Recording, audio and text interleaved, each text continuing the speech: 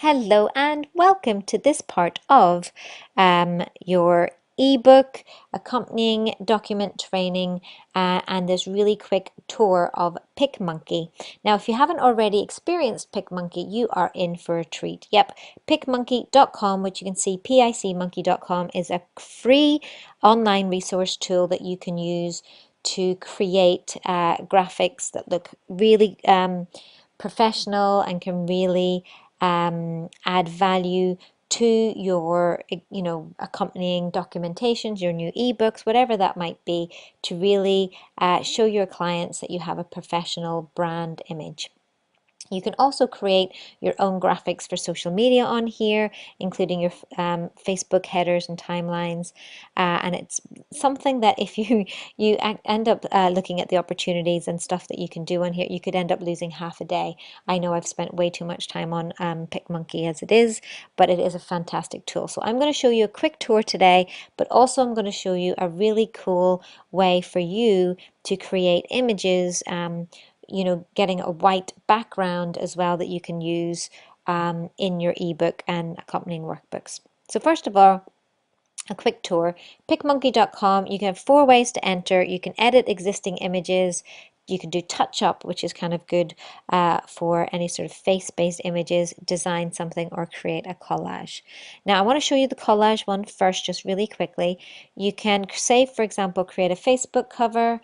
You want it just to be white background. No, actually, this is in the design function. Bear with me a second. Sorry, it must have gone over. So we're going to leave this page. I am going to do it again. Here we go. If you go to collage and click on it first, there we go. It takes you into somewhere. So let's, for example, grab this Christmas thumbnail. So you can use this to create images. So say, for example, you wanted to create that Facebook cover with lots of different images. So there we go. So basically I went into the very bottom one, which is the different layouts. Sorry, no, it was the second one here. No, it wasn't. It was the third one here for the different layouts. I've chosen the easiest, the one at the end here for Facebook covers. And if I want to add images, I start to just add images here. So again, I can add more photos if I go to my computer and go to desktop. Say I wanted to add things about me in terms of meditation, all these different things, okay? So I can create lots of lovely little images, which basically I can use as Facebook covers. Now the other one I wanted to show you was, yes, this particular one at the end, which means that you can have really big spaces in between, or virtually no spaces at all, or you can have like little frames. You can also choose different colors to have as your background so that it can match in with your any sort of branding. It's a really good way to create nice timeline images. But also you could create these sorts of images to use in your ebooks. So let me now go back here and not save this. We're going to leave page and go into the, let's go into the edit one. So say, for example, you have some images that you want to use, like here I have this one here, bear with me, of me meditating. If I wanted to use that but maybe add my logo onto it, you can go into the butterfly, which is for overlays or for adding logos and things. I could click on, if I type in logo, it should bring up one of my logo options. I have lots of logo options. Let me see if I can find it. Oh no. Let me see. There we go. Let's just, for example, here it is. Here we go. The Lisa Barwise one. I have a lot of logos, a lot of clients that I'm working with at the moment. So you can, add your logo onto there. Now that's not a properly white background, but you can add your logo into here. What I would suggest is, before adding that logo, I'm just going to delete it. I would actually make that background a lot wider. So I'm going to go into the little, no, I'm not actually, I'm going to go into the top one and go to exposure, where I can brighten it up really white, add in some more shadows here, add in a little bit of contrast, add in those highlights, and there I have like a really, it's a bit more stylized, but that means that also it's a nice white background, and I can add that logo in. Just bear with me. There we go. Logo small might get me it quicker. There it is. Okay, so now it just blends better into the background. Okay, so you can see how you can, really you can work on images for your Instagram in here, but also you could use this image in your ebooks, and it's also branded up, which is lovely. Now, I wanted to actually show you, so that's that one. So say, for example, also, if I wanted to revert back to the original image, you can do that by just going undo at the top here. Bear with me, I think I've done quite a few changes. Is that it there? Yeah, okay, perfect. So say, for example, I wanted to do some, if you go to this little lipstick, this is the touch-up side of it. So if you're working with your own face or somebody else's face, you can do some really cool things. I know that maybe this isn't something as wellpreneurs that we always want to do. We want to make sure that things are real as they can be, but you can, if you wanted to remove any signs of any wrinkles or have any sort of, now I'm obviously wearing quite a lot of makeup in this photo. I did that on purpose so I didn't have to do any touching up, but you can, if you can see what I'm doing here, add a little bit more blusher to give you some rosier cheeks. You can press apply. If you wanted to, you can, which is my favorite one, a spray tan sometimes can be a good one, though I did have a spray tan for this photo shoot. You got brush size here, and you can kind of make yourself look browner.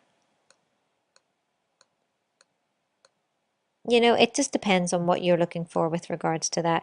Obviously, I'm wearing white. It's kind of a nice thing to do to make yourself look browner. There you go. So there's really some cool stuff that you can do there. It literally even goes so far as, for example, if you wanted to do highlights in your hair because you hadn't got your hair done in time. Say, for example, I wanted to make my hair, no, that's not very red, that's very pink. Let's see, there we go. So if I wanted to make my hair redder, I could do that. See, there we go. You could kind of make it really pop. Oh, I went a little bit over the board with that last one. I think I can just undo that last one. But there you go. I could, oh, sorry, apologies. I could apply that, and there we go. Really red hair. So there's other ways you can touch it up, and you can do it that way. So you can see there's so many different uses for it. So say, for example, then you wanted to create images. So we're going to leave this page, and I'm going to show you something else. But say, for example, you wanted to create images to use in your ebook. So let me see if I can find like just a normal everyday image that you would want to use. Let me see if I can find one.